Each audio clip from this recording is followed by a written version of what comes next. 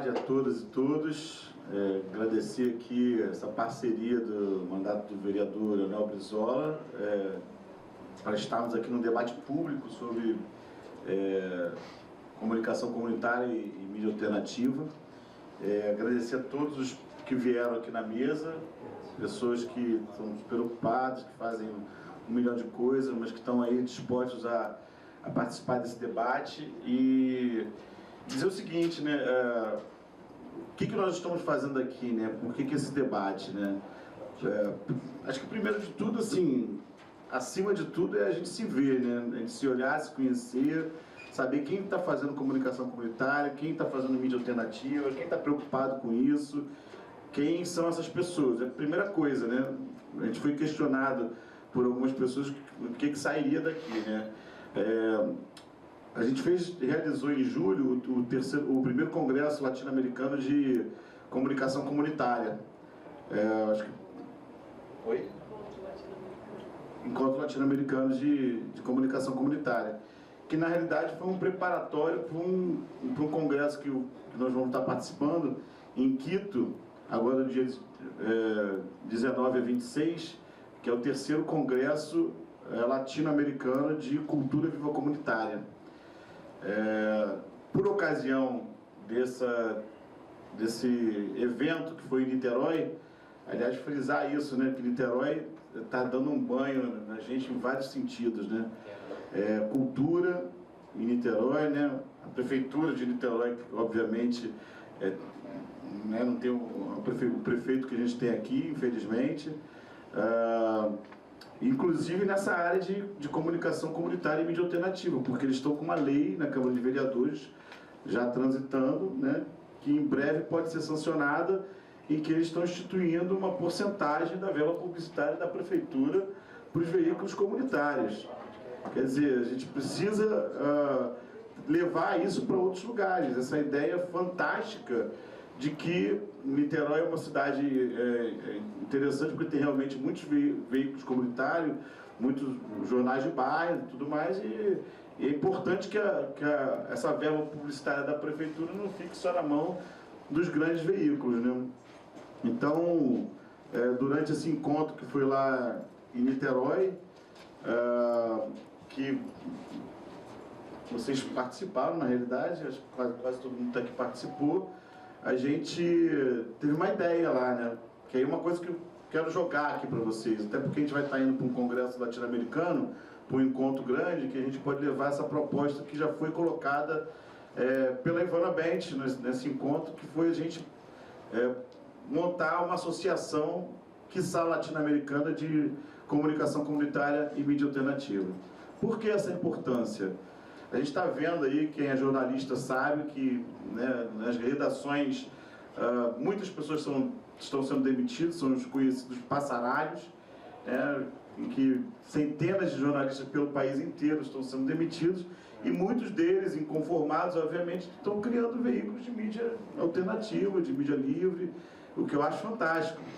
Então, eu acho que se a gente consegue unir todas essas iniciativas, ou pelo menos uma boa parte dessas iniciativas numa coisa realmente mais institucionalizada, a gente ganha força, a gente ganha corpo, a gente ganha poder de chegar inclusive em câmaras de vereadores pelo país inteiro, e que sai na Câmara dos Deputados com uma força maior. Então, acho que pode sair daqui desse primeiro encontro que a gente está fazendo aqui na cidade do Rio de Janeiro, uma proposta para a gente poder estar se institucionalizando, né? O convite foi feito de uma maneira bem misturada, né? A gente convidou pessoas de vários veículos, tanto de favelas, porque nós atuamos nas favelas, agências de favela, como de mídia alternativa que não trabalha especificamente na favela, justamente porque a gente quer também ouvir cada um desses debatedores sobre o que é comunicação comunitária e o que é mídia alternativa, né? Então, por isso, inclusive, que a gente vai finalizar esse debate com a palavra da Ivana Bent, que é uma estudiosa nessa área. Não, no final. Mas, assim, no sentido de essa ordem aqui mesmo. no sentido de ouvir. Mas, obviamente, a gente está aqui com os próprios, né? Os próprios fazedores. Exatamente. Então, assim, eu vou passar a palavra aqui, a gente vai passar a palavra depois nessa ordem para a Juliane, que é da Agência de Notícias das Favelas, que é a nossa editora. Depois nós vamos ouvir a Gisele Martins, que é jornalista que fez parte durante muitos anos do jornal, que é talvez o jornal mais antigo das favelas, que é o Jornal Cidadão da Maré. Né? Depois nós vamos ouvir o Raul Santiago, que é um parceiraço do coletivo Papo Reto, que está fazendo acontecer e levando a voz das favelas mundo afora. Um cara muito... Me lembra eu há 20 anos atrás. Estou ficando velho. A Carla Santos, que é do Centro de Mídia Barão de Itararé, né, que é uma mídia alternativa, né, e depois a gente vai finalizar então com a palavra da Ivana, que voltou a ser diretora, graças a Deus, da ECO FRJ, também uma grande parceira nossa. É isso.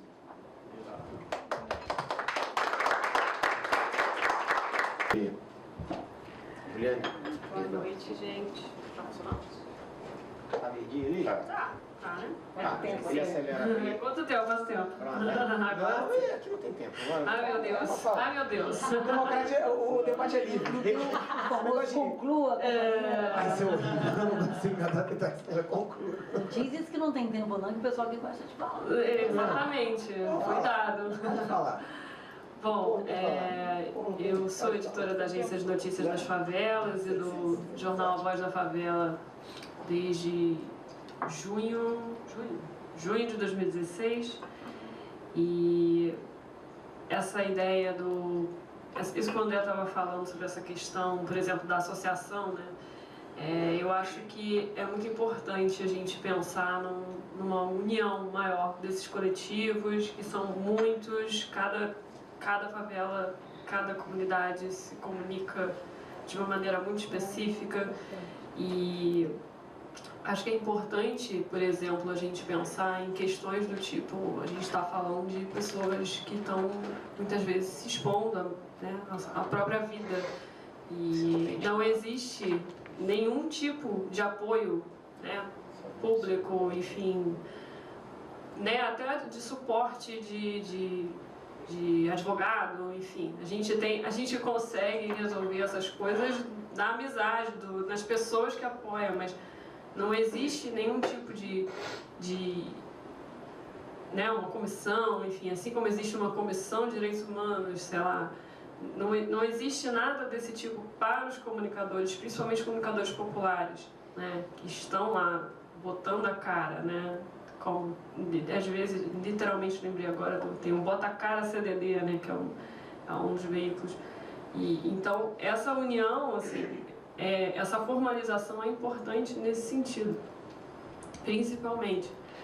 E eu acho que as pessoas também, existe uma certa separação, as pessoas, todo mundo muito focado em fazer o seu, às vezes, né, porque a vida dura para todo mundo, e então falta essa união um pouco.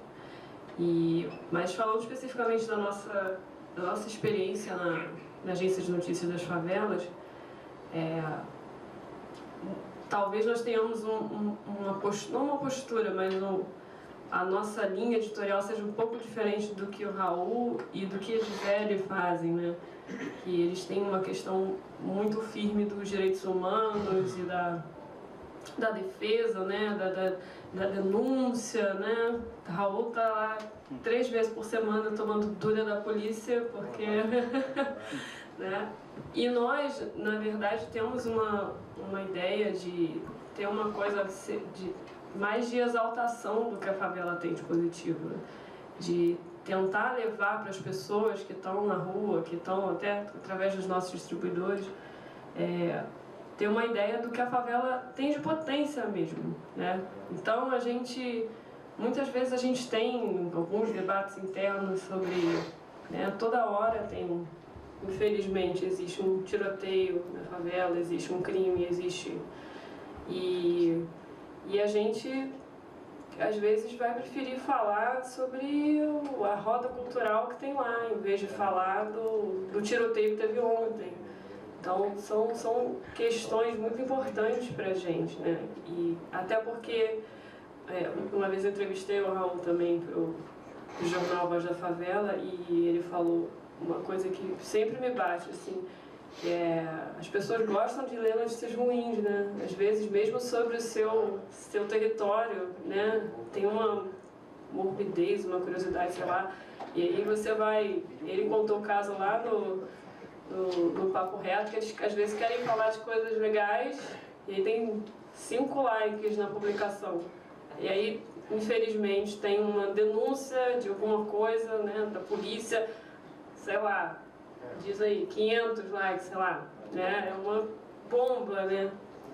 Então, isso também é uma batalha, você fazer as pessoas verem a si próprias como potência, como um ponto um ponto de origem de coisas muito positivas, né? E isso é uma maneira também da gente se posicionar contra essa mídia hegemônica que está aí e que diz o tempo inteiro para todo mundo que favela só tem coisa ruim, favela só tem morte, é esgoto na porta, é lixo, é falta de educação, é miséria, é desgraça. Então a gente tenta o tempo inteiro falar dessas coisas positivas. É claro, infelizmente, a vida dura para todo mundo, como eu falei anteriormente, nem sempre dá, mas a gente está sempre tentando passar essa visão. E outra coisa também que é fundamental no nosso trabalho é quando a gente está num processo de apuração, né? Primeiro que a gente trabalha basicamente com os próprios comunicadores locais, né? As pessoas das favelas produzem as suas notícias, eles são a notícia e produzem a notícia e produzem conteúdo e mandam matéria pro WhatsApp, tá? Eu não recebo nada raramente recebo coisas por e-mail, é tudo no WhatsApp, na hora ali, escreve ali mesmo, porque o celular é a maior arma de todo comunicador. E então a gente está sempre o tempo todo recebendo esse material e dando esse protagonismo para quem está ali dentro, porque quando a gente, novamente, na grande mídia, quando tem um conflito, quando tem alguma coisa, né, algum problema, a grande mídia vai primeiro perguntar para a polícia o que está acontecendo. Ela não vai ouvir o morador, ele não quer saber, não interessa se, por exemplo, que uma coisa que a gente está sempre vendo agora, e quer dizer, a gente está tentando também sempre dar essa ênfase, né, tiroteio em horário de saída de escola. O tempo inteiro isso acontece e você dificilmente vai ver uma matéria na grande mídia falando sobre isso, comentando isso, usando isso como um dado, né? Nós sempre colocamos isso, inclusive às vezes nos alertas que a gente posta na nossa página, do tipo, mais uma vez, em horário escolar, né? Em horário de saída da escola, das crianças, então, para que as pessoas entendam isso, o nosso foco é o morador. A nossa primeira fonte vai ser o morador. E a gente quer saber como tudo afeta esse morador. Eu não estou nem aí pro que a polícia vai falar, pro que a polícia vai fazer, do que o órgão oficial vai ser a última coisa que eu vou ouvir. Porque não me interessa muito o que eles têm a dizer, porque a gente sabe já o que eles vão dizer, muitas vezes, né? Aquela notinha lacônica, né? Dizendo quantas apreensões, quantos mortos, quantos... Isso não me interessa, eu quero saber o dano que aquele tiroteio está causando na vida do trabalhador que não pode sair de casa para trabalhar, ou do outro que não pode levar o filho para a creche, ou seja, vai perder um dia de trabalho, vai ter que se virar. Então, é muito importante que a gente pense essa ideia, né? Você jogar a luz para um outro lado. E esse é o nosso grande diferencial. O jornal, nosso jornal impresso, mensal, tem 50 mil exemplares, né? Está na rua aí com os nossos distribuidores. A gente tem um modelo diferenciado de distribuição, né? Temos cerca de 30 agora. A gente não volta R$1 para a agência, né? Muitos deles já produzem esse conteúdo, os próprios distribuidores produzem conteúdo.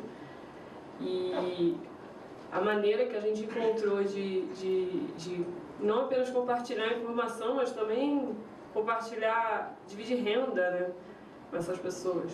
Mas, enfim, não é exatamente isso que eu ia falar. Eu ia dizer que o jornal se chama A Voz da Favela, mas a gente não tem a intenção de ser voz de ninguém, porque todo mundo tem a sua voz, né? O morador tem a voz dele. Então a gente é apenas um amplificador, um instrumento para que essa voz chegue a mais pessoas, né?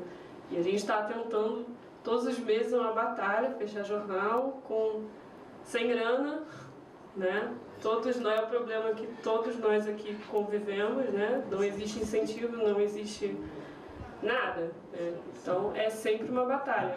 Os comunicadores independentes, principalmente Raul, Gisele, podem falar isso melhor até, né? Gisele costuma dizer que tem 2 empregos para pagar a militância dela, né? Então, enfim. Exatamente. Então eu acho que é só para pontuar algumas questões da nossa metodologia de trabalho, que também não é só uma coisa de receber conteúdo e beijo tchau, né? A gente também trabalha com formação desses colaboradores, né? Damos cursos de formação em comunicação, para que a gente quer empoderar essas pessoas das ferramentas para que elas estejam cada vez mais empoderadas desse direito que é a comunicação. Comunicação é direito, a gente esquece disso. E todo mundo tem direito de ter a sua voz replicada o mais longe possível. É para isso que a gente trabalha, basicamente.